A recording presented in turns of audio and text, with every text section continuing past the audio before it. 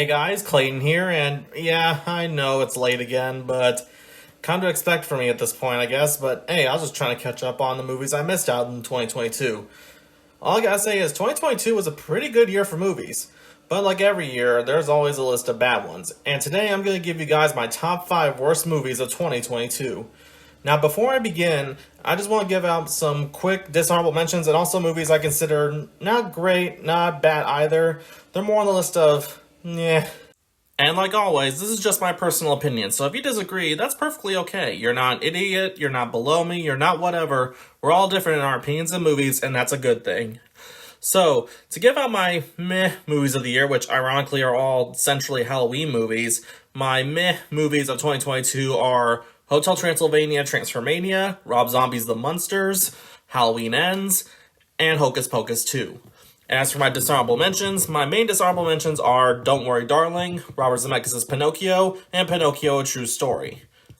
Alright, time to show the worst of the year has to offer, as I count down my top 5 worst movies of 2022. Number 5, the soccer football movie. Ever heard of this one? Well, I mean, unless you were scrolling through Netflix, you probably heard of it. But the best way I can describe it is that it wants to be what Space Jam was for basketball. Except, well, at least with Space Jam has some sort of weird nostalgic kind of charm to it. This, on the other hand, is just straight up bland. Not just from the animation standpoint, making it look very cheap, but the fact that everything just feels so uninspired. It wants to be Space Jam with the whole plot of the villain stealing the talent, but at the same time, it also wants to be Ghostbusters, it wants to be Scooby-Doo, it wants to be The Thing, it wants to be a lot of things, just not without an identity of its own. Not to mention, though, while the characters are very one-note, the soccer actors they got for the movie aren't the best. I mean, I know they're sports stars, but they can at least try to give a little bit of effort into their voice acting.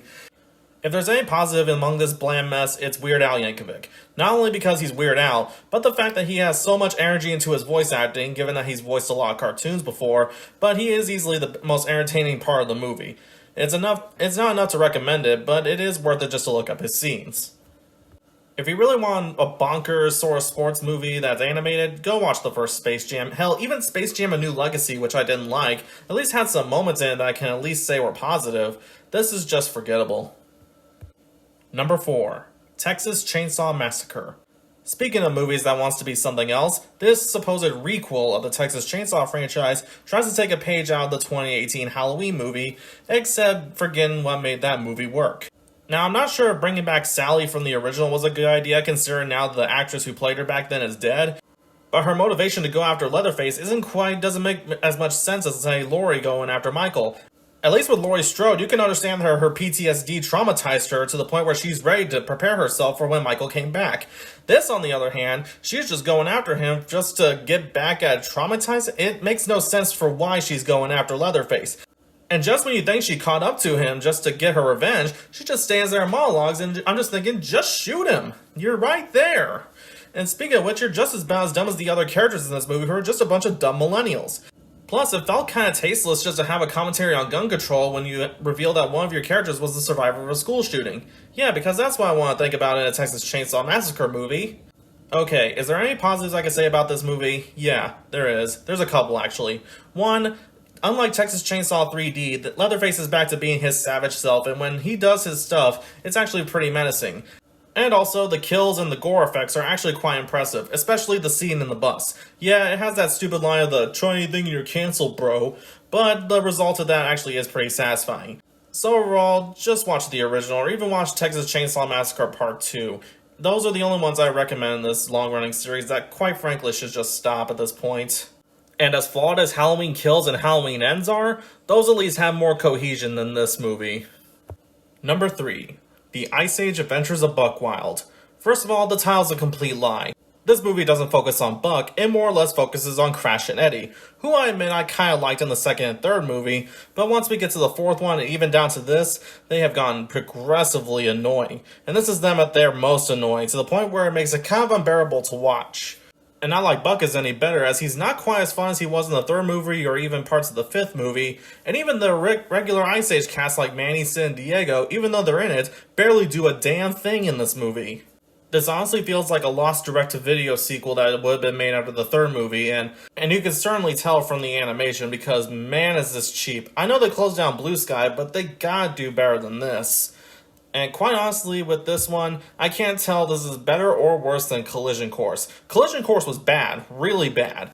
And that was at the moment when we thought the franchise has run its course. But with this, I think what elevated this to be kind of worse was that Scrat is not in it. Scrat has always been the best part of these Ice Age movies, even when they did get bad. And yeah, he's not in this one, so all we're stuck with is just two annoying possums. If you want a good Ice Age experience that came out after the third movie, just watch the Scrat Tale shorts. They're actually cute and very entertaining. This just shows the franchise seriously needs to go extinct. Number 2. Morbius. Okay, what hasn't been said about this movie that hasn't been said already?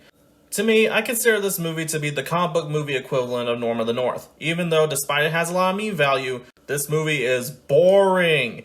There was nothing engaging, there was nothing interesting, there was just nothing to make me interested in this character. It was just an hour and 44 minutes of nothing but a complete slog. While I will give credit, some of the effects are actually kind of decent, and Matt Smith is actually pretty good in the movie. Outside of that, I just had nothing of value to this movie. In fact, I would even go as far as to say it's arguably the worst in the Spider-Man universe. Because yeah, this is technically a part of the whole Sony Spider-Man universe, even to the point where at the end we have Michael Keaton returning as the Vulture. And you know, I may have warmed up a bit to The Amazing Spider-Man 2, and I wasn't the biggest fan of the Venom movies, but those have way more effort than anything Morbius has ever done.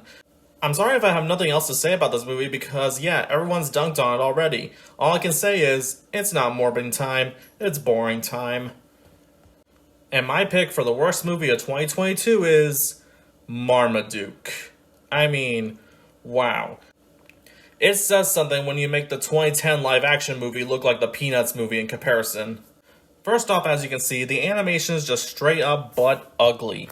From the character designs to even the design of Marmaduke just looks very off-putting and very grotesque. And considering the director of this movie has worked on movies like Jurassic Park and Terminator 2, there is no excuse for this.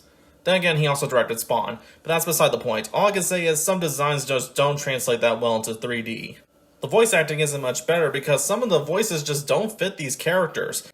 You get talented people like Pete Davidson and David Koechner, and their voices just don't fit these characters. The only ones I can say, however, that fit their characters are J.K. Simmons and even Brian Hull, who quite honestly just deserves better. I'm glad he's getting roles, but he deserves much better than this.